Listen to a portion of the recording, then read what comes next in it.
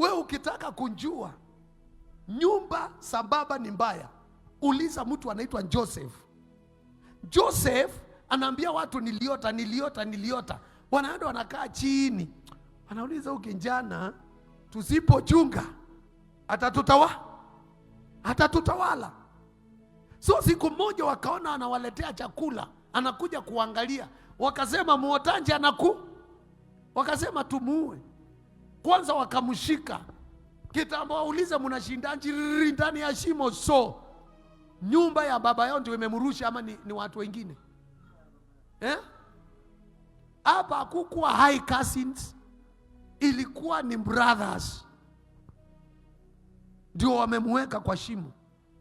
Wakakaa wakamutoa, wakasema huyu jamaa tunaweza tengeneza pesa na ye.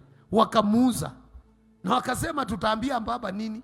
Lete hii koti yake tuwe kakondo kale kalizaliwa jana, tupake ndamu, tuende tukaambie baba yetu tumekuta akiwa ameku. Na wale wanampangia ni ndugu za.